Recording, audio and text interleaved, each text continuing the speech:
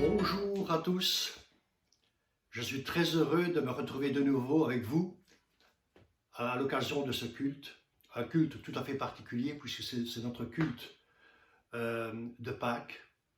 Et à cette occasion, bien, nous aurons plusieurs intervenants aujourd'hui. J'espère que vous avez passé une belle semaine et que le Seigneur vous a accompagné tous les jours, que vous avez pu être en communion avec lui par la parole, dans vos pensées, et vous associer aussi à tous ceux qui souffrent peut-être un peu plus que nous de solitude. Alors je vous salue tous au nom de notre Seigneur Jésus-Christ, et vous savez que l'Esprit de Dieu, lui, n'est pas confiné. Il agit partout dans le monde, et il agit dans le cœur de ceux qui se confient en lui. Il agit dans le cœur de ceux qui invoquent son nom, et la Bible nous parle que ceux qui invoquent le nom du Seigneur seront sauvés. Donc c'est important pour nous de continuer d'invoquer le nom du Seigneur. Et il va agir aussi pendant tout ce culte. Vous savez que dans les pays slaves, en cette occasion, les chrétiens se saluent et disent « Christ est ressuscité ». Et ils répondent en disant « Il est vraiment ressuscité ».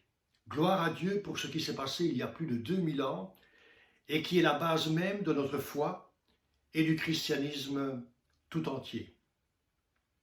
L'apôtre Paul nous dit dans 1 Corinthiens 15, verset 14, « Si Christ n'est pas ressuscité, notre prédication est donc vaine, et votre foi aussi est vaine. » Alors nous allons nous unir dans la prière et demander à Dieu à ce qu'il nous remplisse de sa grâce, que son onction soit sur le temps de louange que nous allons avoir ensemble, sur la prédication de la parole, et qu'elle soit sur tous ceux qui vont participer à ce culte. Mais nous allons prier également pour ceux qui ne peuvent pas se joindre à nous pour diverses raisons, que Dieu les bénisse, que Dieu soit près d'eux, qu'ils sentent vraiment l'amour de Dieu dans leur cœur. Prions ensemble.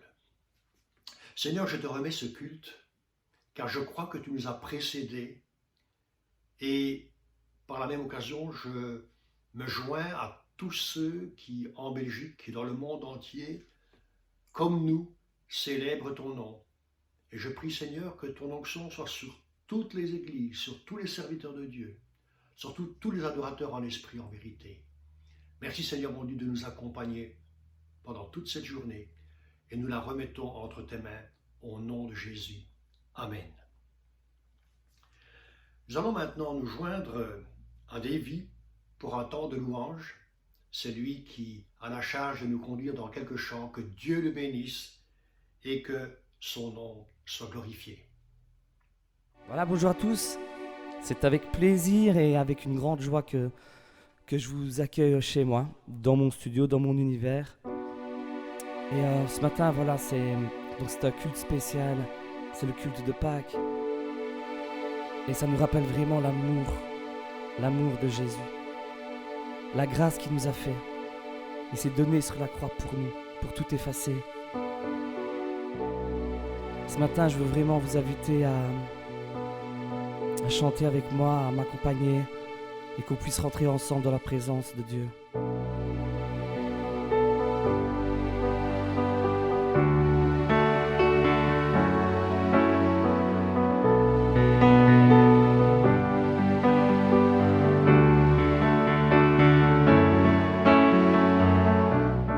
Amour parfait, tu t'es donné à la croix pour tout effacer.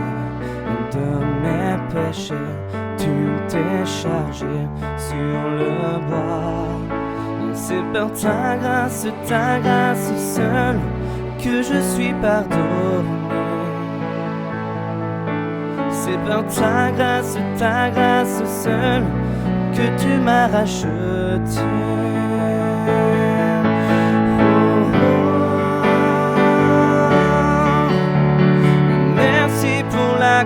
Ton amour pour moi, oh, oh, oh.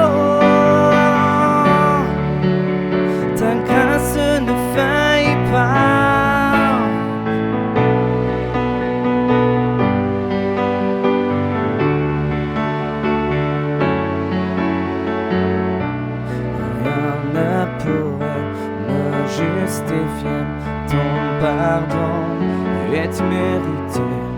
De mes efforts ne suffirait à me sauver. C'est par ta grâce seule que je suis pardonné. C'est par ta grâce seule que tu m'as racheté. Oh, oh. Merci pour la croix, ton amour pour moi. Oh, oh, oh. Ta grâce ne faillit pas. Oh, oh. Merci pour la croix, ton amour pour moi. Oh, oh, oh. Ta grâce ne faillit pas.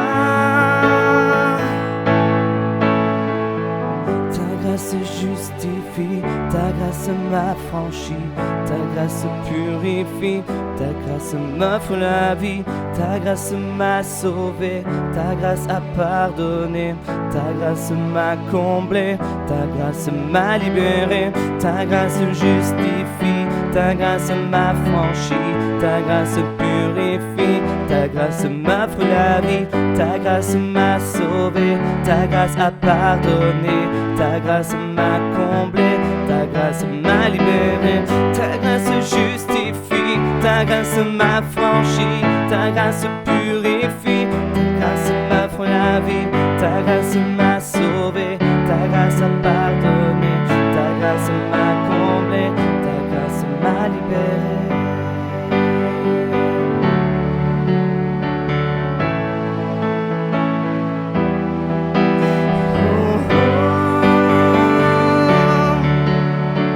Merci pour la croix, ton amour pour moi. Oh, oh, oh. Ta grâce ne faillit pas. Oh, oh. Merci pour la croix, ton amour pour moi. Oh, oh, oh. Ta grâce ne faillit pas.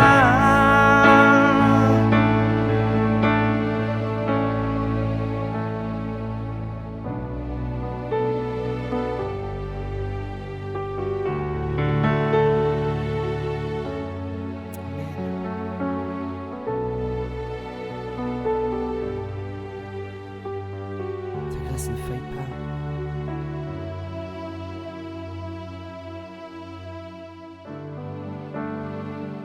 Amen.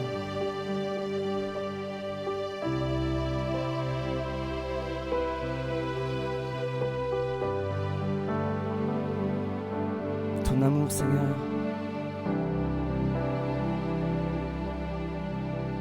Ton amour, Seigneur, nous libère. C'est ton amour, Seigneur, qui restaure. C'est ton amour, Seigneur, qui nous appelle par notre nom. Tu créas tout l'univers et tu vas mourir au calvaire pour mon péché.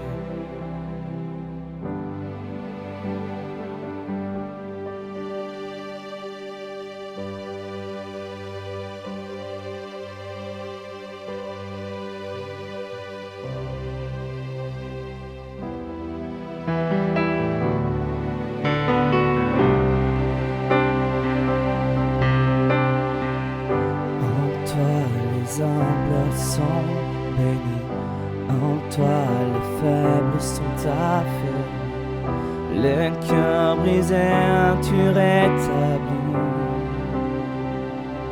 donnant la vie. Cet amour qui peut libérer, cet amour qui peut restaurer, nous appelle par notre nom. Nous appelle par notre nom. Ce Dieu qui créa tout l'univers, ce Dieu qui va mourir au calvaire, nous appelle par notre nom. Tu nous appelles par notre nom. À ceux qui doutent dans la foi, Ô chancelant, tu tends les bras, tu les appelles de ta voix. Venez à moi, cet amour qui peut libérer, cet amour qui peut restaurer, nous appelle par notre nom, tu nous appelles par notre nom. Ce Dieu qui créa tout l'univers, ce Dieu qui va mourir au calvaire, nous appelle par notre nom, tu nous appelles par notre nom. Oh, oh, oh, oh, oh, oh, oh, oh.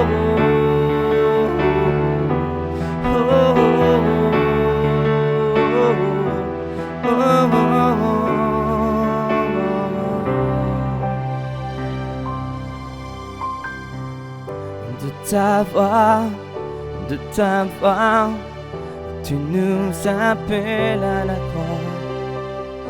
De ta voix, tu nous appelles à la croix. Oh, de ta voix, tu nous appelles à la croix. De ta voix, tu nous appelles à la croix. Cet amour qui peut libérer, cet amour qui peut restaurer, nous appelle par notre nom, tu nous appelles par notre nom. Ce Dieu qui créa tout l'univers, ce Dieu qui va mourir au calvaire, nous appelle par notre nom, tu nous appelles par notre nom. Cet amour qui peut libérer, cet amour qui peut restaurer, nous appelle par notre nom, tu nous appelles par notre nom. Ce Dieu qui créa tout l'univers, ce Dieu qui va mourir au calvaire, nous appelle par notre nom, tu nous appelles par notre nom.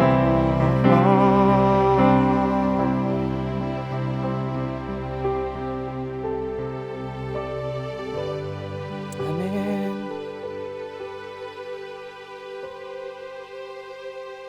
Tu nous appelles par notre nom, Seigneur.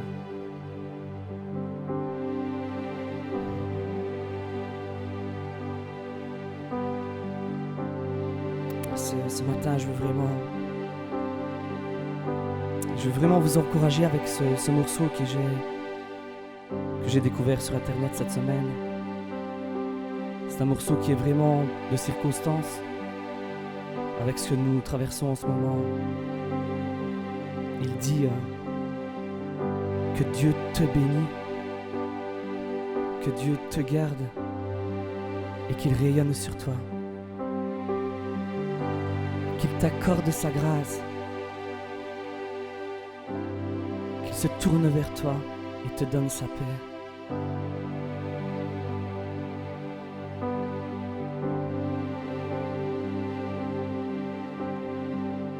Dieu te bénit et te garde, il rayonne sur toi, il t'accorde sa grâce.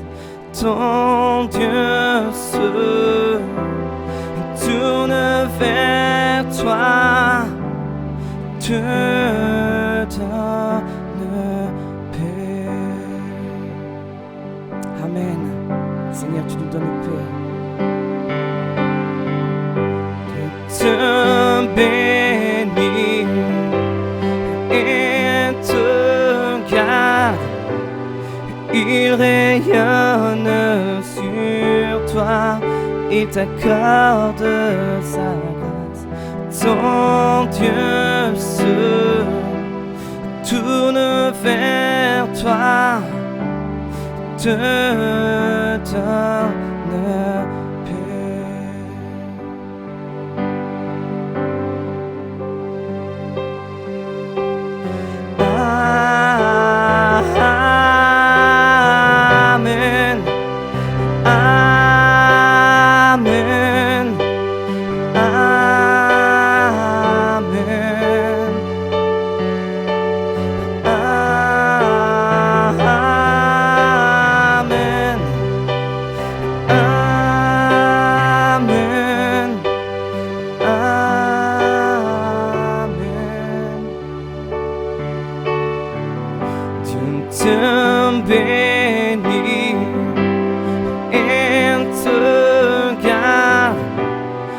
Il rayonne sur toi, il t'accorde sa grâce.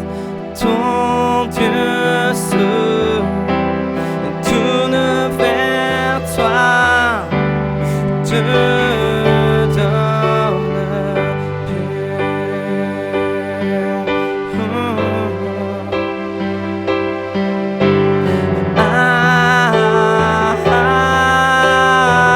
Amen.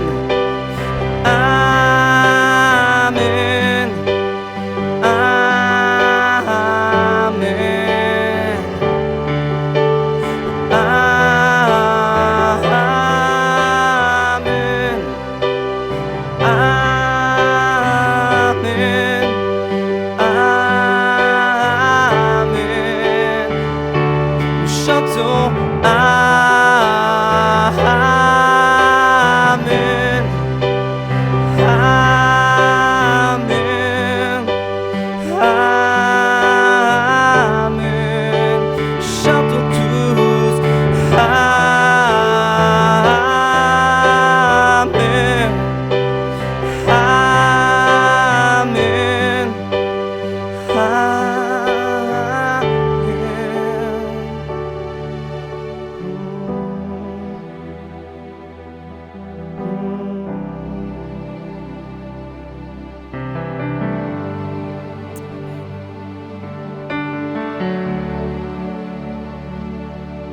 Que sa faveur reste sur toi pour plus de 1000 générations, sur ta famille et tes enfants et les enfants de leurs enfants. Que sa faveur reste sur toi pour plus de 1000 générations, sur ta famille et tes enfants et les enfants de leurs enfants. Que sa faveur reste sur toi pour plus de 1000 générations, sur ta famille et tes enfants et les enfants de leurs enfants. Que sa faveur reste sur toi pour plus de 1000 générations, sur ta famille et tes enfants et les enfants de leurs enfants.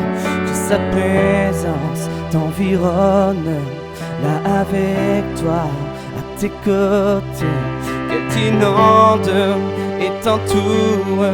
Il est pour toi, il est pour toi, dès le matin jusqu'au coucher, à chaque pas, veillant sur toi, dans les larmes et dans la joie. Il est pour toi, il est pour toi, il est pour toi, il est pour toi, il est pour toi, il est pour toi, il est pour toi, il est pour toi, il est pour toi, il est pour toi, il est pour toi, il est pour toi, il est pour toi, il est pour toi, il est pour toi, il est pour toi. Amen.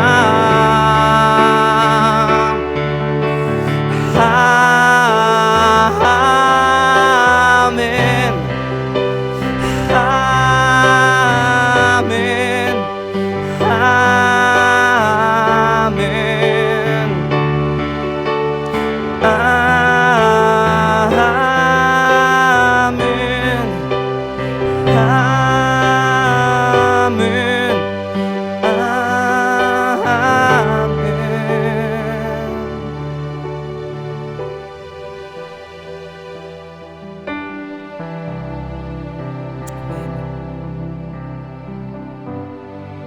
Merci Seigneur. Merci Seigneur. Merci Seigneur de nous bénir ce matin, Seigneur. Merci de nous bénir, Seigneur. Merci de nous garder, Seigneur. Je te prie pour tous mes frères et sœurs, Seigneur, vraiment de les garder là où ils sont, de les emmener, de les guider à chaque pas. Vraiment, Seigneur, de les fortifier, Seigneur. De les relever, s'ils sont tombés, Seigneur. Merci, mon Dieu. Merci, Seigneur, de nous garder, de nous protéger. Merci, Papa. Amen, Seigneur. Merci, Seigneur. Merci, Jésus. Oh, Dieu te bénit et il te garde. Dieu te bénit ce matin et il te garde. Amen. Seigneur, je veux aussi te prier pour la parole qui va être apportée, Seigneur. Merci de bénir celui qui l'a préparé, Seigneur. Oh Seigneur, que ça puisse être une nourriture pour nous, Seigneur. Que ça puisse nous aider à grandir, Seigneur, spirituellement, Seigneur. Et merci pour tout ce que tu nous donnes, Seigneur. Au nom de Jésus. Amen. Bien-aimés, frères et sœurs, je vous salue dans le bon nom de notre Seigneur Jésus-Christ. Et ce matin, nous allons nous réjouir parce que Christ est mort pour nos péchés, mais il est aussi ressuscité. Alors je vous invite à chanter ce chant vraiment de tout votre cœur, ensemble, vraiment, unissons-nous dans les louanges.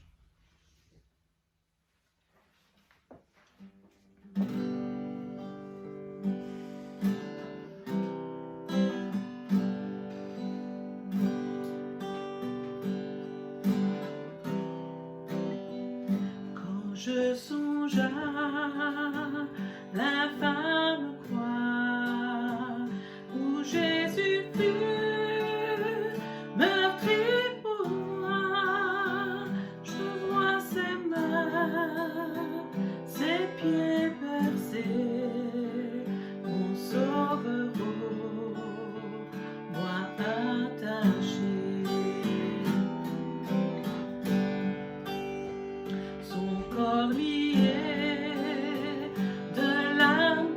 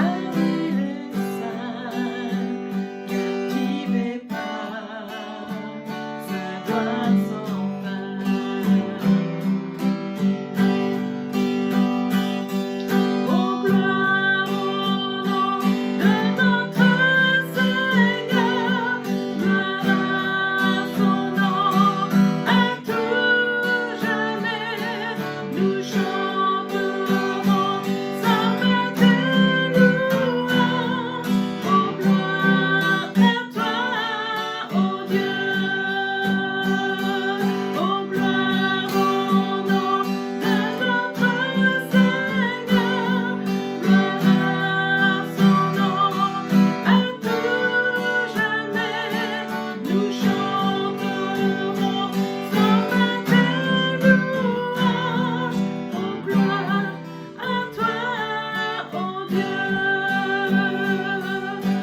gloire à toi, oh Dieu. Oh, gloire à toi, oh Dieu.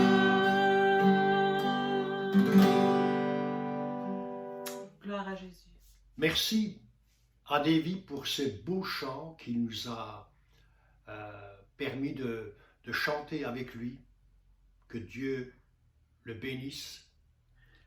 Et il a pu comme ça maintenant préparer nos cœurs. Merci aussi à Ina pour ce merveilleux chant qui nous parle de notre Seigneur Jésus-Christ, vivant, ressuscité.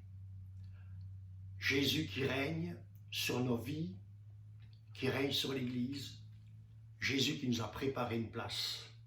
Gloire soit rendue à Dieu. Et nous allons passer maintenant à la deuxième partie de ce message de Pâques que j'aimerais vous transmettre.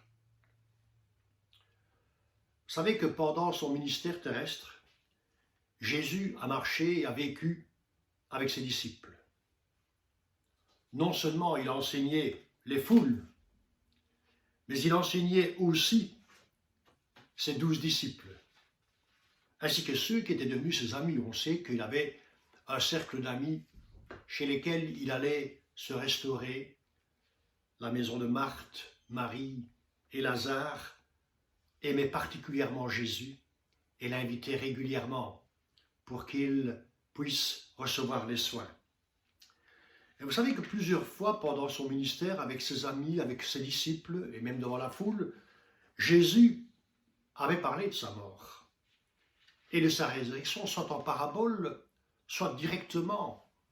Mais aucun de ses disciples n'avait vraiment compris cette vérité, n'avait saisi cette vérité, parce que cela leur semblait impossible. Et puis ils avaient un autre concept de la venue du Messie. Pour eux, le Messie, le roi d'Israël, ne pouvait pas mourir. Il devait venir pour délivrer Israël de l'esclavage, comme d'ailleurs du temps de Moïse, que Dieu a suscité et qui les a délivrés de l'esclavage en Égypte. Il semble qu'aucun des disciples n'ait réalisé ce que le prophète Isaïe avait prophétisé, car ce dernier avait prophétisé les souffrances et le sacrifice de Jésus. On comprend pourquoi les disciples ont tous abandonné Jésus lors de son arrestation dans le jardin de Gethsémane. On comprend leur tristesse, leur désarroi et leur désillusion après que Jésus ait été crucifié et mis au tombeau. En fait, les deux disciples d'Emmaüs parlaient entre eux des événements qui s'étaient passés à Jérusalem. Nous lisons ça dans Luc, chapitre 24, versets 13 à 26. Il est dit que, en ce même jour, deux disciples allaient à un village nommé Emmaüs, éloigné de Jérusalem de 60 stades. Et ils s'entretenaient de tout ce qui s'était passé. Et pendant qu'ils parlaient et discutaient, Jésus s'approcha et fit route avec eux. Mais leurs yeux étaient empêchés de le reconnaître. Et il leur dit, « De quoi vous entretenez-vous en marchant, pour que vous soyez tout tristes ?» L'un d'eux, nommé Cléopas, lui dit, « Es-tu le seul qui séjournant à Jérusalem ne sache pas ce qui est arrivé ces jours-ci ?» « Quoi, leur dit-il ? Et ils répondirent ce qui est arrivé au sujet de Jésus de Nazareth, qui était un prophète puissant en œuvre et en parole devant Dieu et devant le peuple. Et comment les principaux sacrificateurs et nos magistrats l'ont livré pour le faire condamner à mort et l'ont crucifié. Nous espérions que ce serait lui qui délivrerait Israël, mais avec tout cela, voici le 3e jour que ces choses se sont passées. Au verset 25, Jésus leur dit, alors Jésus leur dit, ô hommes sans intelligence, et dont le cœur est lent à croire tout ce qu'ont dit les prophètes. ne fallait-il pas que le Christ souffrit ces choses et qu'il entrât dans sa gloire? Vous savez, Jésus donc ressuscité s'est présenté à eux et il faisait mine de vouloir marcher dans la même direction qu'eux. Et puis il s'est joint à leur conversation et ils ont commencé à cheminer ensemble. Et nous remarquons plusieurs choses relatives à ce temps de communion qu'ils ont vécu. Premièrement, leurs yeux étaient empêchés de le reconnaître. C'est ce que dit la parole de Dieu. Vous savez que l'incrédulité, la tristesse, la déception et les problèmes de la vie peuvent obturer complètement nos yeux au point de ne plus reconnaître celui qui nous a sauvés. Et je connais des personnes qui, dans les moments difficiles de leur vie, se sont éloignées de Jésus parce qu'ils n'y croyaient plus à ce moment-là. Deuxième point que j'aimerais souligner, comme les 12, comme les femmes et comme tous les autres disciples, ces deux hommes étaient persuadés que Jésus allait physiquement, politiquement, libérer Israël du joug romain et régner sur eux. Le Messie ne pouvait que régner au fait. Nous pouvons, nous aussi, aujourd'hui, développer des concepts de qui est Christ, de ce qu'il a fait aujourd'hui dans le monde, de ce qu'il fait aujourd'hui dans le monde, au fait, et finalement être assez loin et nous éloigner du plan réel de Dieu depuis toute l'éternité par rapport à Jésus-Christ. Oh, il y a des gens qui voient Jésus comme un merveilleux personnage, qui vont vers Jésus uniquement pour la guérison, qui vont vers Jésus pour une grâce ou pour être guéris. Mais ils ne se rendent pas compte que Jésus, c'est bien plus que ça. Et troisième chose par rapport à ce dialogue entre Jésus et ses deux disciples, c'est que c'est Jésus lui-même qui va leur ouvrir l'intelligence par l'Écriture. Et au fur et à mesure qu'il leur explique les raisons pour lesquelles Jésus est mort sur la croix, quelque chose va se passer dans leur cœur. Dans Luc 24, 32, il est écrit « Ils se dirent l'un à l'autre, notre cœur ne brûlait-il pas au-dedans de nous lorsqu'il nous parlait en chemin et nous expliquait les Écritures. » Vous savez, Jésus, c'est la parole vivante. Il est le Christ ressuscité. Et quand il parle à quelqu'un qui a le cœur ouvert, qui est bien disposé, c'est comme un feu qui va éclairer son intelligence. C'est comme un feu qui va illuminer sa vie, comme un feu qui va réchauffer ce qui est mort et ce qui est froid en lui, et finalement le remplir d'une joie qui dépasse notre entendement. Ma prière ce matin, frères et sœurs, c'est que la parole de Dieu devienne ce feu qui va attiser votre foi et vous remplir de la joie du Seigneur. Alors nous allons venir maintenant au texte que j'aimerais. En fait, je vais vous lire plusieurs parties de texte relatives à la résurrection. Dans Luc chapitre 24, versets 1 à 8, il est dit ceci: « Le premier jour de la semaine, elles se rendirent au sépulcre de grand matin, portant les aromates qu'elles avaient préparés. » On parle des femmes qui, bien sûr, étaient venues pour embaumer Jésus. Elles trouvèrent que la pierre avait été roulée de devant le sépulcre. Et étant entrées, elles ne trouvèrent pas le corps du Seigneur Jésus. Comme elles ne savaient que penser de cela, voici deux hommes leur apparurent en habits resplendissants. Elles, saisies de frayeur, baissèrent le visage contre terre. Mais ils leur dirent: « Pourquoi cherchez-vous parmi les morts celui qui est vivant ? » Et il y a un autre texte dans Jean, chapitre 20, versets 1 à 16. Je ne vais pas tout le lire, mais là on parle toujours du premier jour de la semaine, au verset 1er. Le premier jour de la semaine, Marie de Magdala se rendit au sépulcre dès le matin.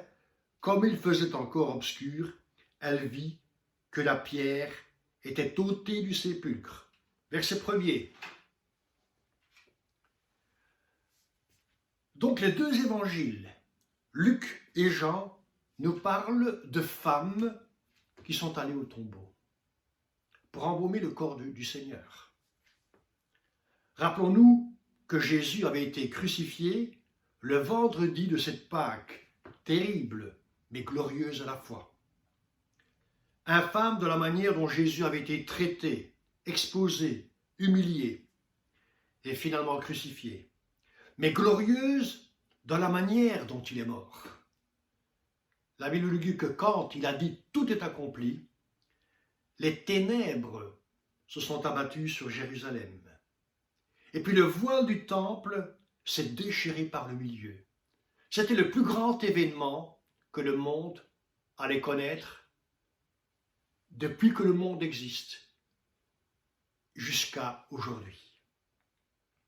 Quand les femmes sont arrivées au tombeau, le troisième jour, donc le dimanche, elles ont vu que la grosse pierre qui avait été mise devant le sépulcre avait été roulée et que le tombeau était vide, vide du corps de Jésus. Mais il y avait là deux personnes qui les attendaient. Deux anges vêtus de blanc et qui vont leur dire « Pourquoi cherchez-vous parmi les morts celui qui est vivant ?» Vous savez que pendant des siècles, après la résurrection de Jésus, l'Église s'est fortement focalisée sur la mort de Christ, sur son symbole, la croix, le signe de croix, plus sur sa mort que sur sa résurrection.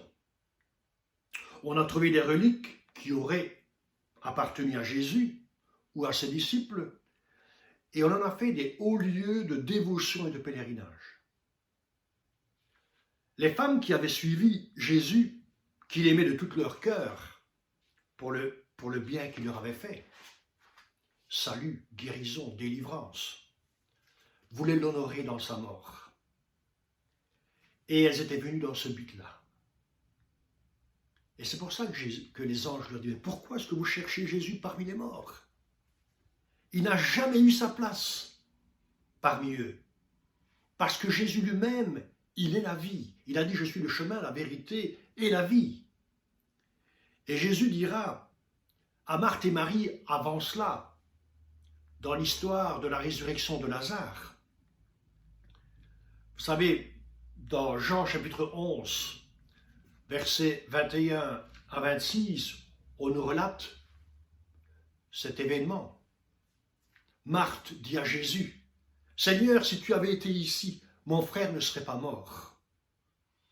Mais maintenant même, je sais que tout ce que tu demanderas à Dieu, Dieu te l'accordera. » Et Jésus lui dit, « Ton frère ressuscitera. » Je sais, répondit Marthe, qu'il ressuscitera à la résurrection, au dernier jour.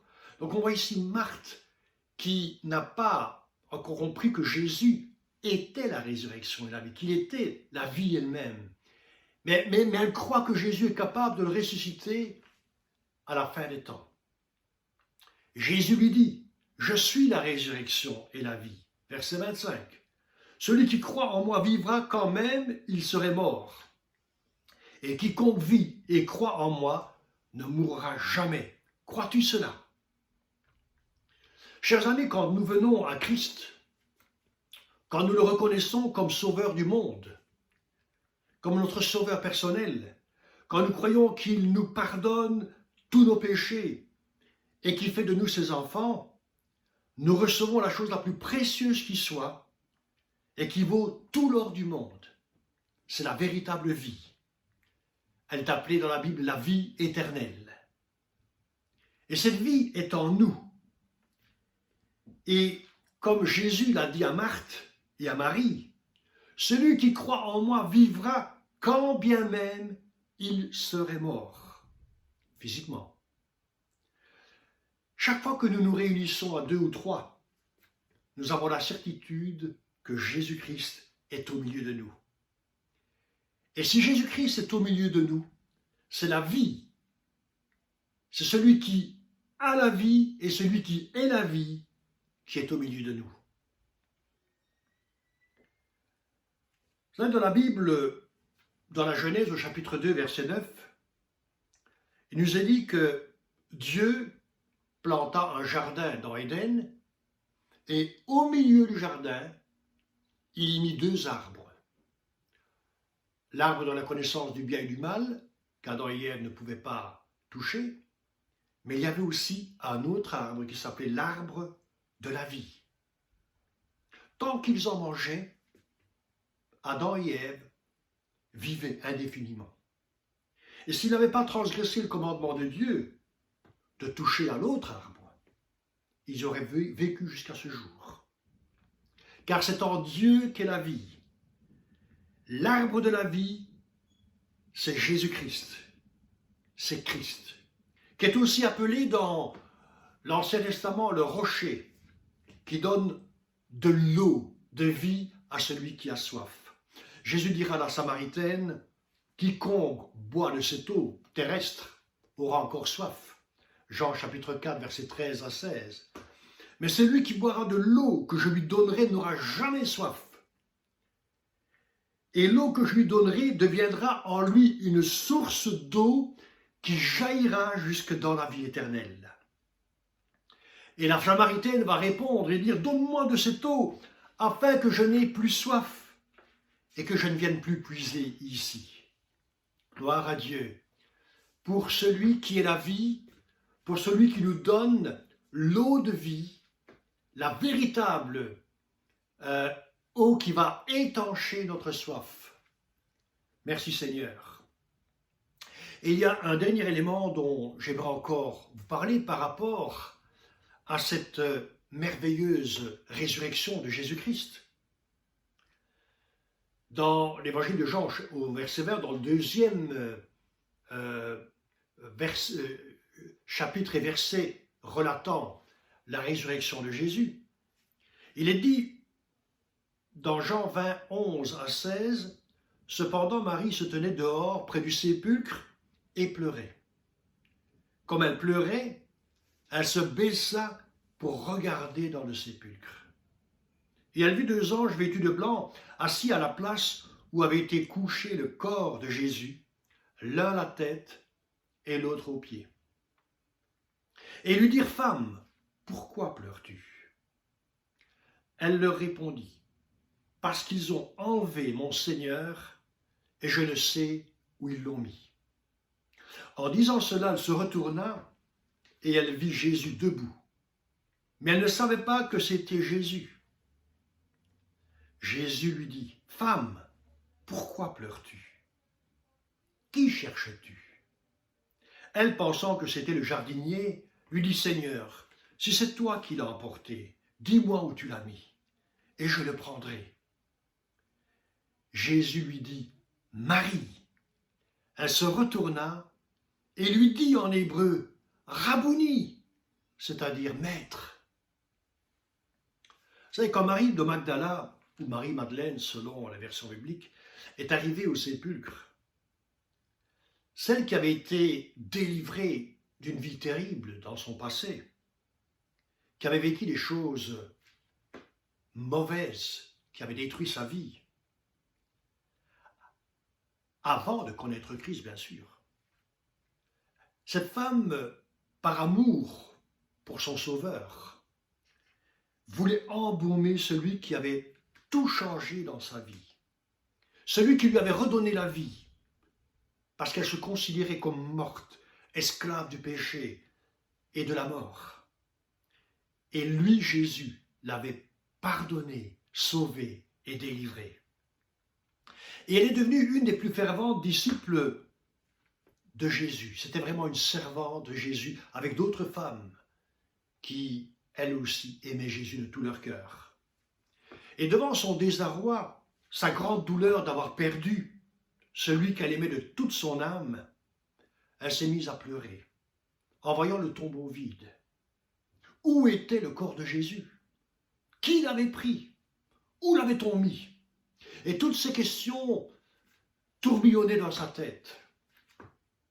Et c'est là que Jésus apparaît. Vous savez, Jésus apparaît toujours dans les moments où nous sommes en désarroi, dans le questionnement, où sincèrement on veut savoir, Seigneur, aide-moi, où es-tu? Qu'a-t-on fait? Qu'est-ce qui s'est passé?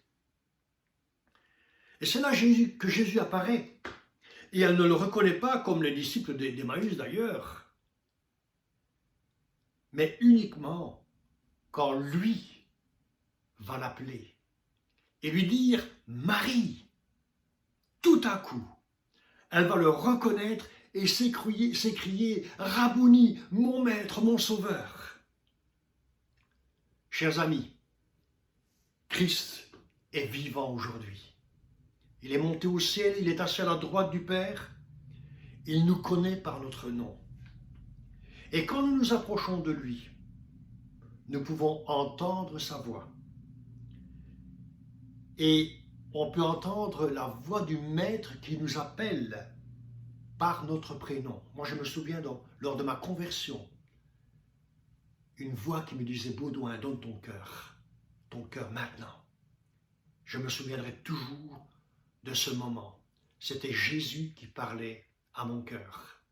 Et je bénis Dieu d'avoir répondu à cet appel. La Bible nous dit ceci, c'est Jésus lui-même qui va le dire dans Jean chapitre 10. « Je connais mes brebis », Jean 10, 14 à 16, « Je connais mes brebis et elles me connaissent. Comme le Père me connaît et comme je connais le Père, je donne ma vie pour mes brebis. J'ai encore d'autres brebis qui ne sont pas de cette bergerie. Celles-là, il faut que je les amène.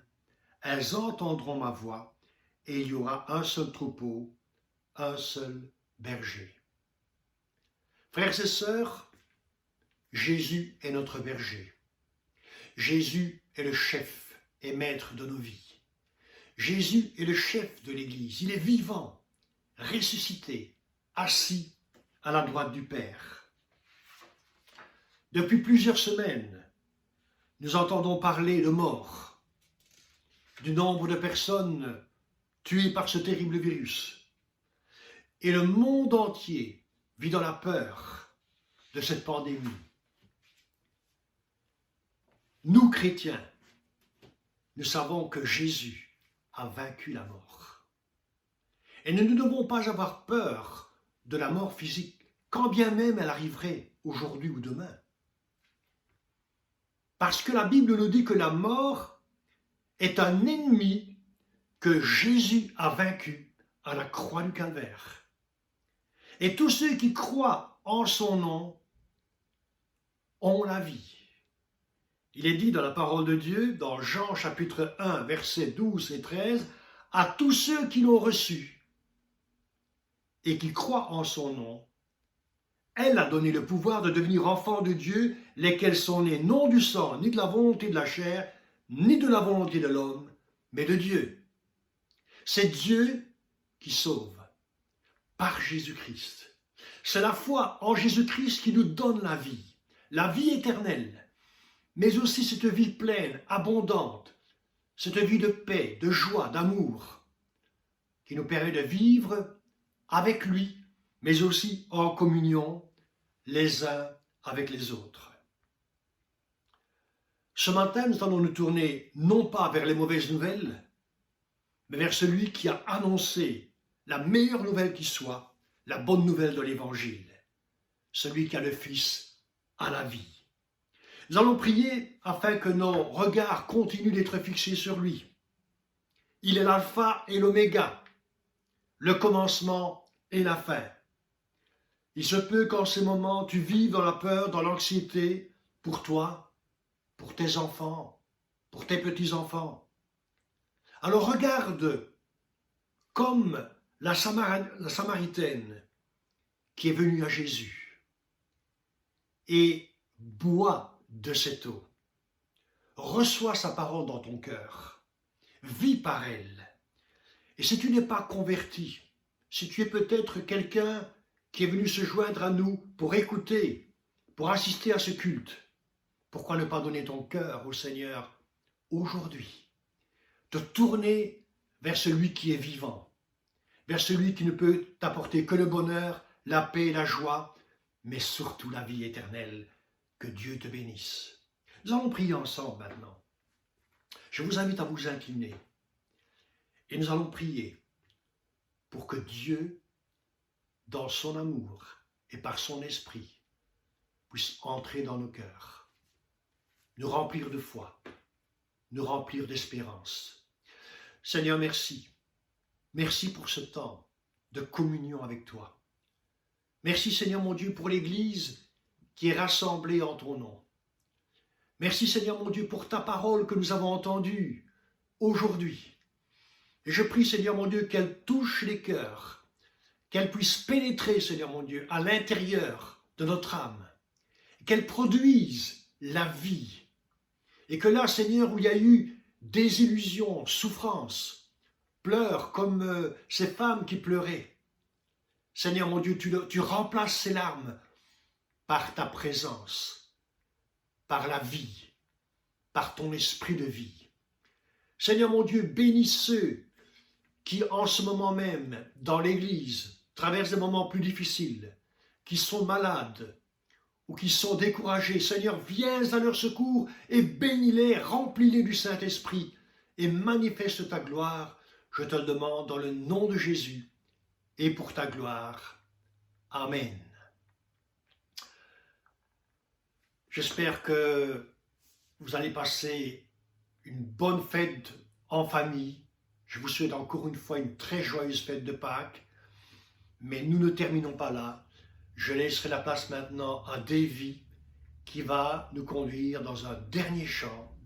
Que Dieu nous bénisse tous. Bonne semaine à tous et à bientôt. Salut. Coucou. Un petit bonjour à vous, un petit bonjour de poussée. J'espère que vous allez bien. On vous envoie des gros bisous. Que Dieu vous garde, vous bénisse. Salut. Petit coucou de nous deux, presque trois. Voilà, on espère que vous allez bien. On pense régulièrement à tous nos frères et sœurs de l'Église. Et voilà, que la grâce et la paix du Seigneur soient sur vous tous. Et on se réjouit vraiment de pouvoir revenir au culte et revenir vous voir. Gros bisous. Bisous. Bonjour à tous, chers frères et sœurs de Grasse-Lagne. Voilà un petit coucou de Sèvres où nous habitons. Le confinement se déroule très très bien et le Seigneur est parmi nous. En ce jour de fête, nous voulons nous rappeler juste que Jésus est ressuscité et il est vivant. Gloire à Dieu. Je vous embrasse. À bientôt. Coucou tout le monde, comment allez-vous? Moi ici ça va. Entre écriture et nettoyage, on s'occupe. Vous me manquez tous, particulièrement les enfants, leur spontanéité, leurs bisous et pouvoir sortir. J'espère qu'on pourra se faire un de ces quatre une grosse promenade tous ensemble. Et portez-vous bien, que Dieu vous garde. À plus. Bonjour tout le monde, j'espère que vous allez bien. Bonjour à tous, j'espère que vous allez tous bien. Je vous fais des gros bisous, vous manquez tous énormément. Que Dieu vous garde, vous bénisse. De gros bisous, à bientôt à tout le monde. Que Dieu vous bénisse. Au revoir. Salutations à vous mes chers frères et sœurs du CLE. C'est Charles qui vous salue depuis Liège-Kegel-Frankfurt. Et donc voilà, moi le confinement ça se passe, j'ai de l'occupation, j'espère que de votre côté ça va aussi. Voilà, je souhaite aussi également de joyeuses fêtes de Pâques. À bientôt. Salut les amis. Waouh, ça fait longtemps, hein. Oh, plus de bisous, plus d'embrassades. Et il va nous falloir du temps, hein, pour remettre ça. Vous nous manquez, on vous aime. Prenez bien soin de vous. On se voit bientôt. Ciao, ciao. Ciao, ciao. Bonjour à tous. Bonjour à tous. Bonjour. On est content aujourd'hui de pouvoir un peu vous parler. Oui. avec toutes ces circonstances, voilà, c'est le remède, le moyen de pouvoir nous contacter. Voilà, nous sommes heureux de dire tout ça et nous espérons à bientôt. Oui. Avec l'amour de Dieu. Restons unis dans la prière. Amen. C'est notre force. On vous embrasse. Gloire à Dieu. À bientôt. Au revoir. Ciao. Voilà, petit bisou de Clara Rose. Bonjour à tous. Bonjour tout le monde. Alors, on espère que vous allez bien, en tout cas nous c'est le cas. On se réjouit de tous vous revoir et en attendant, que Dieu vous bénisse et vous protège. À bientôt. Au revoir.